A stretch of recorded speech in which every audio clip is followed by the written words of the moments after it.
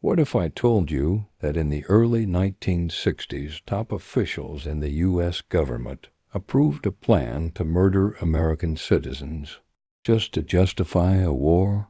A plan so shocking, so twisted, that it sounds like something ripped straight out of a dystopian thriller. But it was real. A government conspiracy. Not imagined, not whispered in secret forums, but written, documented, and signed. This was not a fringe idea. It came from the highest levels of power, the Pentagon. This was Operation Northwoods, and it was deadly serious. If you're fascinated by hidden history, black ops, and the darkest corners of government secrecy, this is a story you must hear. Before we dive deep into this chilling plan, do me a quick favor, subscribe to the channel so you don't miss more real-life conspiracies and forbidden history. Smash that like button to help this video reach more people, because YouTube doesn't want stories like this getting out. And drop a comment below. What would you have thought if you were alive when this plan was being approved? Would you have believed it? All right, buckle up. Let's uncover a plan where America plotted to attack itself and blame someone else.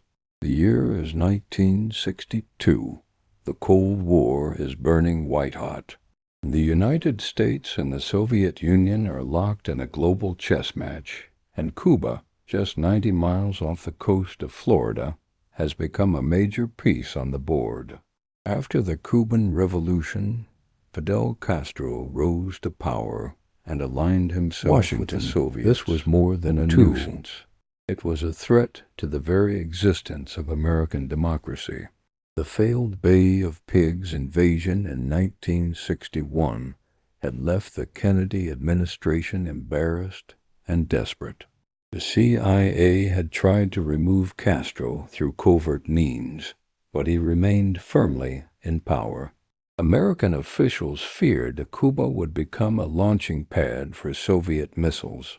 Tensions were high, fear was everywhere, and behind the scenes the U.S. military was growing restless. What containment? They wanted regime change. In this climate of fear and urgency, the Joint Chiefs of Staff, the highest-ranking military leaders in the U.S., developed a radical plan. If they couldn't provoke a war with Cuba through traditional means, maybe they could fabricate a reason. They called it Operation Northwoods, a false flag operation, a strategy where a nation attacks itself, blames the enemy, and justifies military retaliation. But this wasn't just theoretical, detailed proposals. These were written memos, internal approvals.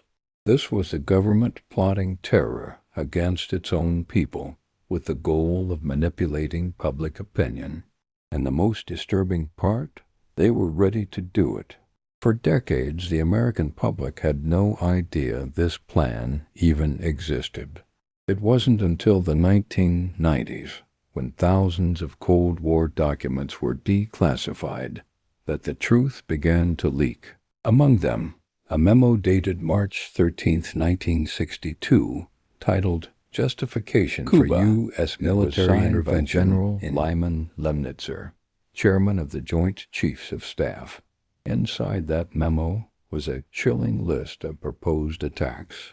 The military would stage fake hijackings of civilian airliners, blow up U.S. ships in Guantanamo Bay, and even orchestrate terrorist attacks in American cities, targeting innocent civilians. The blame? It would all fall on Fidel Castro and Cuba. They talked about faking funerals for victims of staged crashes. They suggested using real or simulated. They even proposed using drone aircraft to simulate commercial flights being shot down. Everything was fair game, as long as the public believed Cuba was the aggressor. And here's the kicker. The plan was officially presented to Secretary of Defense Robert McNamara, meaning this wasn't just military fantasy. This was an actual proposed U.S. operation at the highest levels of government. The operation's core philosophy? The ends justify the means. Operation Northwoods wasn't vague. It wasn't theoretical.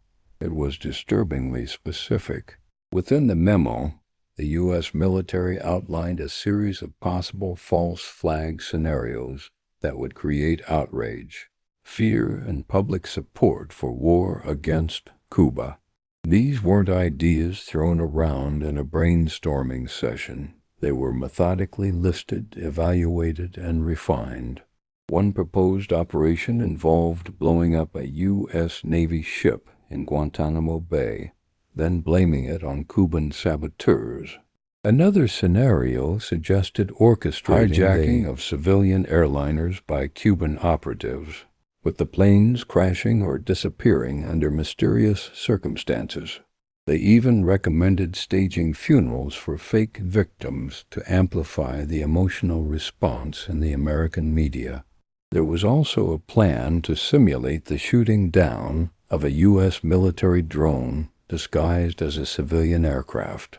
The goal was to claim that Cuban forces had attacked innocent Americans, a modern-day Lusitania, designed to outrage the public and rally the nation behind a full-scale military intervention. Even more chilling, some proposals included orchestrated terrorist bombings in American cities. The memo discusses targeting real civilians, using explosives and fabricated Cuban documents to leave behind. These acts of domestic terrorism would then be broadcast as evidence of Cuban hostility, making war not just a political option, but a moral imperative. The coldness of these tactics is what shocks most readers today. The Joint Chiefs didn't suggest military action as a last resort. They actively sought to deceive their own citizens, to manufacture war through lies, violence, and the sacrifice of innocent life. This wasn't just strategy, it was psychological warfare turned inward. When Operation Northwoods reached the desk of Secretary of Defense Robert McNamara and, ultimately, President John F. Kennedy, the response was clear: absolutely not. Kennedy was horrified. He saw the plan not only as unethical, but as dangerous, betrayal of the very principles the U.S. claimed to defend during the Cold War. JFK's refusal created immediate tension with the military leadership. General Lyman Lemnitzer, who had championed the operation, quickly fell out of favor. Though Kennedy didn't publicly expose Northwoods, he rejected it outright and soon removed Lemnitzer from his position as chairman of the Joint Chiefs of Staff. This internal clash between the presidency and the military-industrial complex echoed deeper fears. Kennedy already had.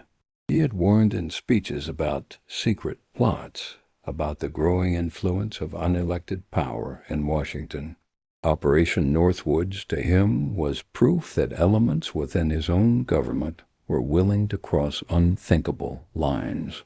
Some historians believe Northwoods was part of a larger pattern, that JFK was increasingly at odds with the intelligence community, especially after the Bay of Pigs and his refusal to escalate the Vietnam War early. He was pushing back against the Cold War machine, and that resistance made enemies. Kennedy's decision to kill Northwoods would forever cement him as a president willing to stand against his own military when he believed the truth and the Constitution demanded it.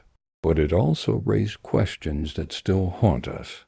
What if he hadn't said no? Why would the leaders of the most powerful military in the world consider attacking their own people? The answer lies not just in Cold War paranoia, but in the deeply embedded doctrine of perception management. Winning public opinion was often considered as important as winning battles. The military believed that if the American people could be shown a clear, emotional reason to go to war with Cuba, they would rally behind it. just as they had after Pearl Harbor and later 9/11s. The goal wasn't just to defeat an enemy, but to control the narrative. Operation Northwoods was about engineering consent. This doctrine wasn't new. In fact, similar tactics had been considered throughout history. From the Gleiwitz incident used by Nazi Germany to justify invading Poland, to the mysterious Gulf of Tonkin event that led to U.S. escalation in Vietnam, history is littered with examples of justifications that were manipulated or entirely fabricated. What made Northwoods so disturbing, however, was its scale and cold efficiency. It wasn't spontaneous. It wasn't desperate. It was calm, deliberate, and bureaucratically approved. These weren't wild-eyed extremists. Were generals in uniform proposing murder as policy. It reveals a dangerous mindset that the ends, regime change, geopolitical advantage, security, can justify any means, even sacrificing the people you swear to protect. And that mindset didn't disappear when Northwoods was shelved. After JFK shut it down, Operation Northwoods was buried quietly. There were no public hearings, no media leaks, no whistleblowers. For decades, the American public remained completely in the dark. Until the 1990s, when the Assassination Records Review Board began releasing files related to JFK's assassination, that researchers stumbled upon the horrifying memo. Suddenly, historians, journalists, and conspiracy theorists alike had something tangible. A declassified document signed by top military officials detailing plans to fake attacks on Americans to start a war. It was no longer a conspiracy theory, it was fact. Still, the revelation made barely a ripple in mainstream discourse. Most Americans never heard of Northwoods. The media didn't amplify it. School books didn't mention it. It was as if the story had been scrubbed from the national consciousness. Too dark, too uncomfortable, too close to home. But the few who read the document couldn't unsee it. They began to ask deeper questions. If this was planned in the 60s, what else might have been considered or carried out in secret?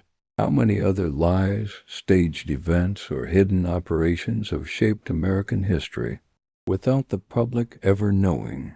Northwoods became a symbol, a warning. That truth is often classified, that power can become unaccountable, and that sometimes the real enemy doesn't come from outside. It grows within. The legacy of Operation Northwoods didn't die with the 1960s. In fact, its very existence has fueled decades of suspicion toward the U.S. government. Every time a major national tragedy or foreign war occurs, there are those who ask, was this real, 9/11, or was it engineered? Skeptics quickly pointed to Northwoods as precedent.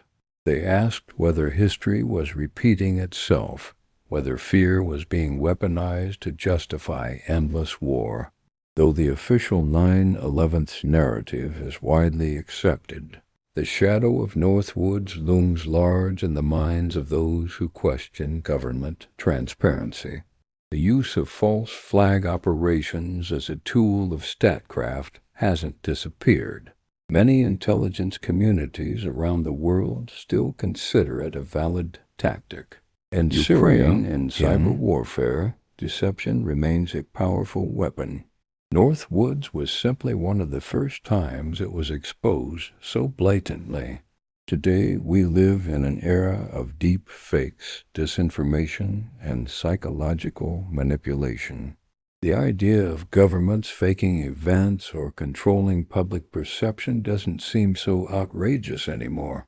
In fact, it seems normal.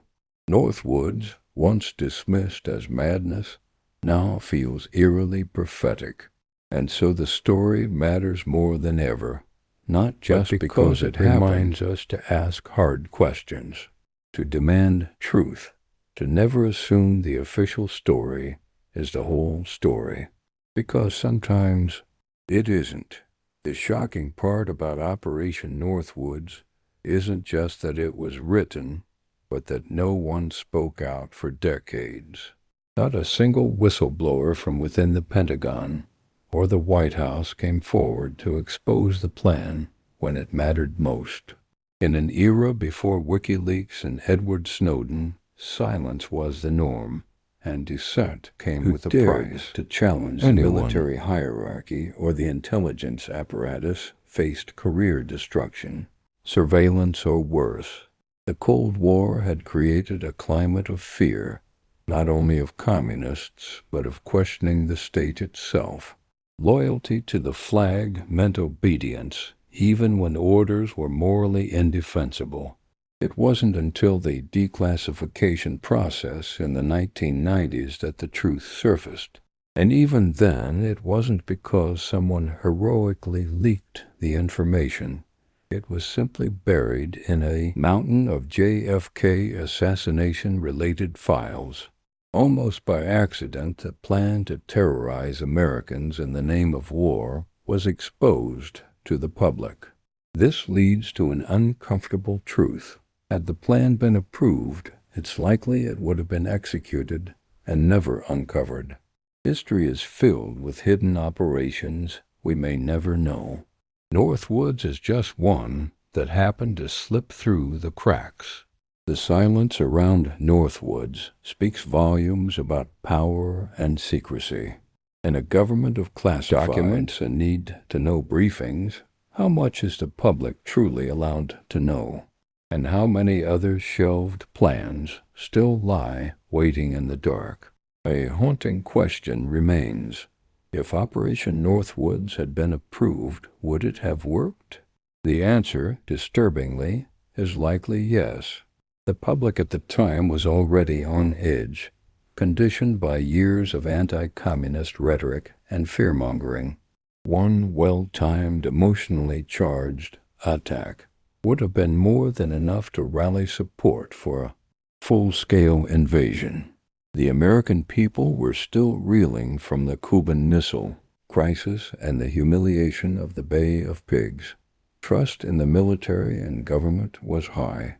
The media, back then, functioned largely as a patriotic amplifier of official narratives. Few journalists would have questioned a presidential address stating that Cuba had attacked American soil.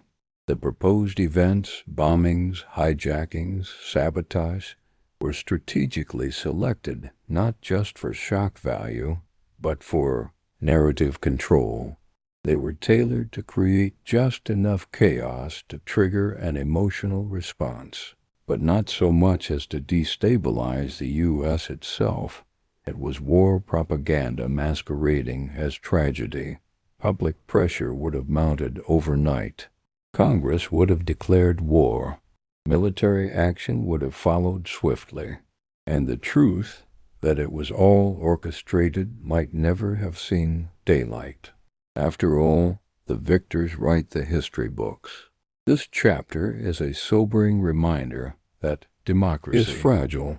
Public opinion can be manipulated. And if no one is watching, no one questions the origin of the war, only its outcome. Operation Northwoods doesn't exist in a vacuum. It's part of a larger, unsettling pattern in American history, one where truth is often the first casualty of war. From the sinking of the USS Maine to the Gulf of Tonkin incident, history is peppered with questionable justifications for military conflict. In the 1898 Spanish-American War, Maine and Havana Harbor was blamed on Spain, rallying Americans into war. But evidence later suggested the explosion may have been an accident. Decades later, in 1964, the Gulf of Tonkin incident was used to escalate U.S. involvement in Vietnam, despite serious doubts about whether the attack even occurred. These events, like Northwoods, show a willingness among leaders to manipulate or even fabricate events when public support is lacking. It's not just about defeating enemies, it's about creating them. In this context, Northwoods was not a bizarre outlier. It was just another chapter in a long history of state-sponsored narrative crafting. Understanding Northwoods means recognizing a pattern, one where wars often begin not with a declaration, but with a story, a broadcast, a headline, a moment of fear. The manipulation of that moment is what determines whether peace prevails or bombs fall.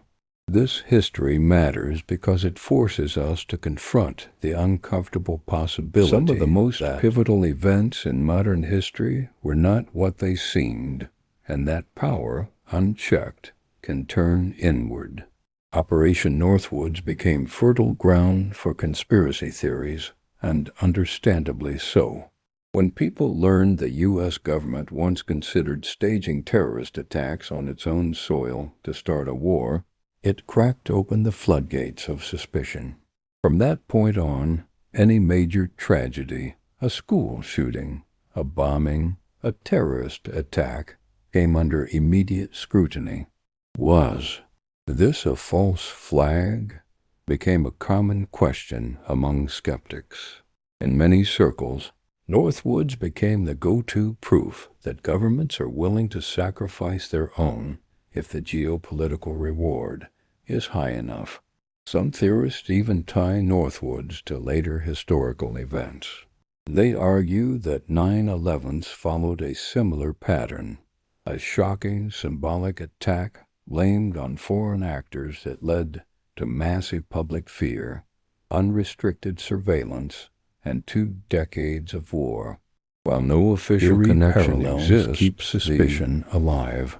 Others see echoes of Northwoods in media manipulation, psychological operations, and even in Hollywood's portrayal of war. Wag the dog scenarios where the war is staged for the cameras now seem plausible, not satirical. When fiction and reality blur, trust erodes and paranoia grows. Operation Northwoods didn't just die in the archives. It birthed a new generation of distrust, one that asks, what aren't they telling us? And maybe more importantly, what are they still capable of? So why does this forgotten Cold War memo still matter in the 21st century? Because it's not just a historical footnote, it's a warning.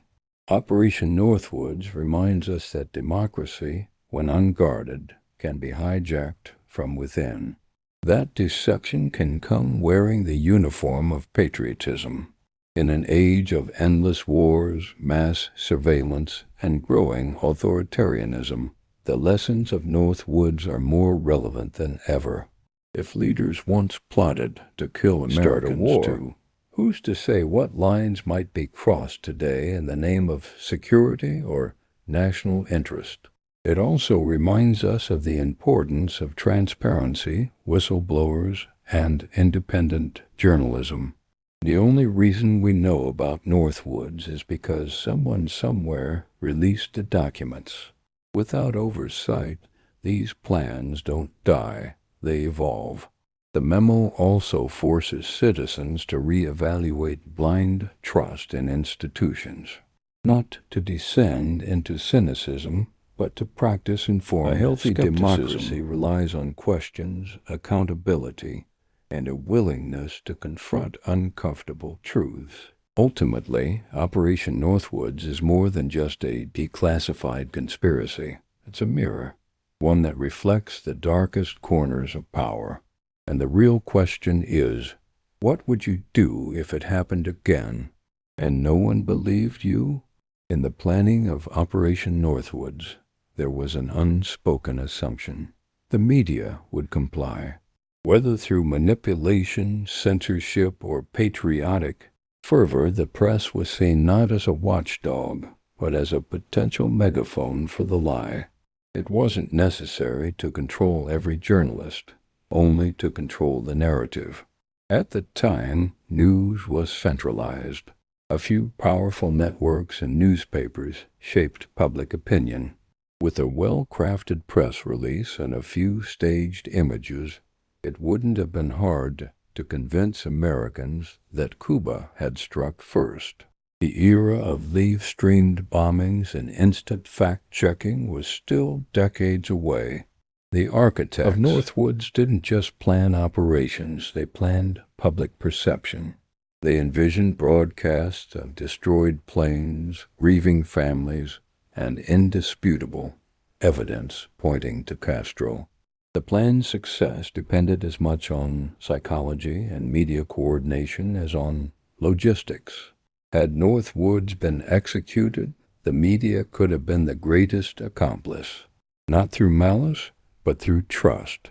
Trust in the government, in official sources, and in the belief that patriotic duty meant spreading the approved version of the truth. This reveals a critical lesson. In any modern conflict, control the narrative and you control the outcome. And sometimes the most dangerous weapon in war is not a bomb, it's a lie wrapped in a headline. Today, we live in a world of information overload. But with more information comes more sophisticated disinformation. If Operation Northwoods were designed today, it wouldn't rely on physical sabotage or staged hijackings. It would likely be digital, psychological, and viral. Imagine deepfake videos of Cuban soldiers attacking civilians. Social media bots spreading coordinated panic. Hacked news feeds showing fabricated footage. In the digital age, truth is not what happened. It's what trends. And the same tools we use to stay informed can be turned against us.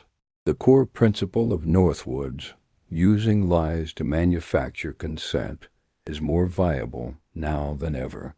With AI-generated content and polarized could require nothing more than a convincing flag and a few manipulated images. The frightening thing? We may already have lived through modern Northwoods-like events and never known it.